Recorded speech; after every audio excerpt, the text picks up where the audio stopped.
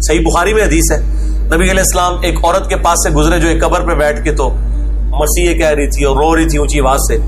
تو آپ صلی اللہ علیہ وسلم نے فرمایا صبر کر، وہ آپ کو نہیں پہچانتی تھی یا اس طرف وہ دیکھ نہیں رہی تھی. تو اس نے کہا آگے سے یہ کہہ دیا کہ اگر تیرے پہ تکلیف گزری ہوتی نا تو تجھے پتا ہوتا. تو آپ صلی اللہ علیہ وسلم نے اس کا کوئی جواب نہیں دیا. آپ صلی اللہ علیہ وسلم آگے چلے گئے. باقی صحابہ نے کہا یہ اللہ کے رسول تھے، تو نے اتنی بدتمیزی کی ہے. یہاں تو کسی ایک بزرگ عالم دین کے بارے میں کوئی یہ نہیں سن سکتا، میں آپ کو نبی علیہ السلام کا کریکٹر اور کردار بتا رہا ہوں. وہ عورت دوڑتی ہوئی حضور کے پاس ہے، یا رسول اللہ غلطی ہوگی، یہ ہوگی، وہ ہوگی. آپ صلی اللہ علیہ وسلم نے اس ٹاپک پہ بات ہی نہیں کی ہے کہ تو نے گستاخی کر دی. یا رسول اللہ میں صبر کر لیتی ہوں. آپ نے بس جب اللہ کی باری بات آئی تو آپ نے فرمایا کہ صبر تو صدمے کے آغاز میں ہوتا ہے، بعد میں نہیں. یعنی جب پہلی دفعہ بری خبر کسی کو ملے تو وہ اس وقت صبر کرے، وہ ہوتا ہے. پورا رو پیٹ کے اپنا کام پانی میں باہر گئے، چلو جی لوگ ہیں اتنی لمبی لمبی سٹوریاں سناتے ہیں، یار دیکھو جی آیا اور رو پیٹ کے کہتے ہیں نہیں دیکھو پھر بھی اسی صبر کر رہے ہیں، گالاں بھی کڈن گے دشمن نو پھر صبر کر لیں.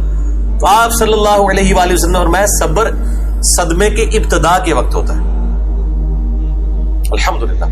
صحیح مسلم میں ایک حدیث ہے، ام سلمہ رضی اللہ تعالی عنہا وسلام اللہ علیہا، ان کا خاوند فوت ہو گیا ابو سلمہ. ان کو خبر ملی جنگ میں شہید ہو گئے. انہوں نے نبی علیہ السلام سے ایک دعا سنی ہوئی تھی کہ جو شخص مصیبت اور پریشانی میں اگر ایک دعا ہے ایسی وہ پڑھ لے تو اللہ تعالیٰ اس صدمے کی کمپنسیشن اس سے بھی بہتر فرما دے گا. اور دعا آپ کو پتہ کیا ہے؟ انا للہ و انا الیہ راجعون. یہ مشکات میں آپ کو کتاب الجنائز چیپٹر پہلی جلد کے اندر، اس میں پہلی فصل کے اندر مل جائے گی. بے شک ہم اللہ ہی کے ہیں اور ہم نے بھی اللہ ہی کے پاس لوٹ کے جانا ہے. یعنی اگر مطلب ہمیں کوئی نقصان پہنچا ہے یا ہمارا کوئی مر گیا ہے یا مالی نقصان ہوا ہے تو یہ نقصان ہو گیا، اللہ کے پاس چیز چلی گئی تو ہم نے بھی ایک نہ ایک دن ہم نے بھی تو چلے ہی جانا ہے. اس چیز بھی چلے گی تو کیا ہوا، چاہے وہ مال تھا، چاہے دولت تھی، چاہے کوئی سٹیٹس تھا، کوئی عہدہ تھا، کوئی رشتہ دار تھا، کوئی بھی چیز تھی. اللہم اجرنی فی مصیبتی، یہ پہلا حصہ تو قرآن میں بھی ہے. اللہم اجرنی، یہ میم کے اوپر جزم ہے، یعنی اس کو آپ نے جھٹکے سے پڑھنا. اللہم اجرنی فی مصیبتی، اے اللہ مجھے اجر عطا فرما اس مصیبت میں. کیونکہ بخاری مسلم میں حدیث ہے جب بھی کسی کو کوئی مصیبت پہنچتی ہے تو اللہ تعالیٰ اس کے بدلے اس کے گناہوں کو معاف کر دیتا ہے. حتیٰ کہ کسی مسلمان کے پاؤں میں کانٹا بھی چبھے، اسے کوئی دکھ درد اندیشہ بھی پہنچے، بخاری مسلم میں اندیشے کے بھی الفاظ ہیں. اندیشہ یہ ہے کہ بھی ہوا کچھ نہیں، ٹینشن لگ گئی ہے کہ یار کدھر نہ ہو جائے. اگر یہ بھی اسے کوئی تکلیف پہنچی ہے نا اور اس کے اوپر بھی کہ نہیں جو اللہ کی مرضی ہے اللہ خیر ہی کرے گا، تو اللہ تعالیٰ اس کے بدلے بھی اس کے گناہوں کو معاف کرتا ہے. سبحان اللہ، اللہ اکبر کبیرہ والحمدللہ کثیرہ وسبحان اللہ بکرۃ واصیلہ. ٹینشن کے اوپر بھی ثواب ہے جی، موجہ ہی موجہ، دکھ درد اندیشہ حتیٰ کہ پاؤں میں کانٹا بھی چپ جائے.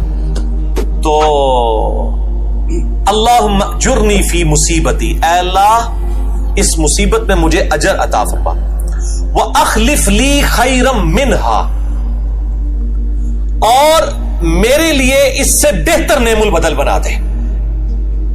یعنی اگر تو نے مجھ سے میرا خاوند لے لیا نا، مجھے اس سے بہتر خاوند عطا فرما. اگر تو نے اے اللہ مجھ سے میری دولت لے لی ہے، اس سے بہتر مجھے دولت عطا فرما. اگر میری اولاد مجھ سے لے لی ہے تو اس سے بہتر مجھے اولاد عطا فرما. اگر تو نے مجھ سے میرا کوئی عہدہ منصب یا نوکری لے لی ہے، اس سے بہتر مجھے میرا کوئی ذریعہ معاش عطا فرما. یعنی آن ورڈ آپ کچھ بھی کہہ سکتے ہیں.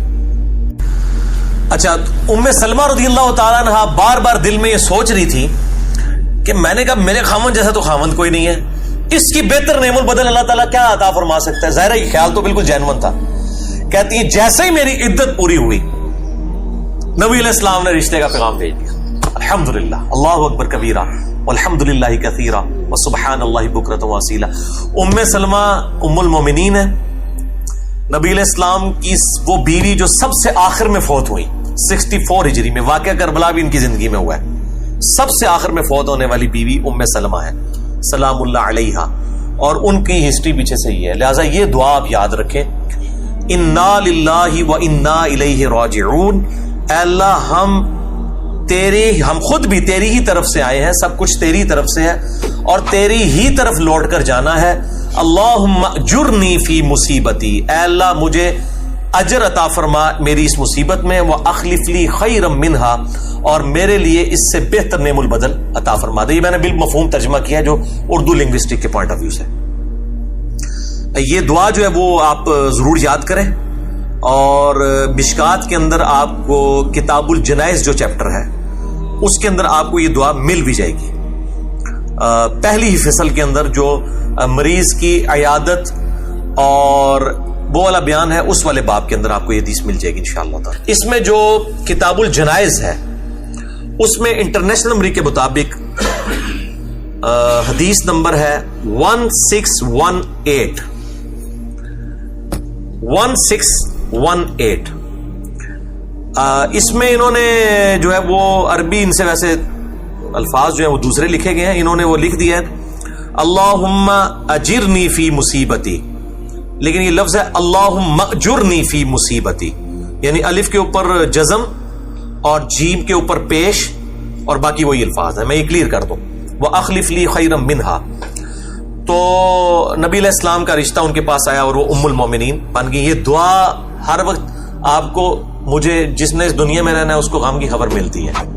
میری الحمدللہ عادت ہے، مجھے ذرا بھی کہیں پہ غم کی خبر کی امید ہو یا ملے میں فوراً یہ دعا پڑھتا ہوں.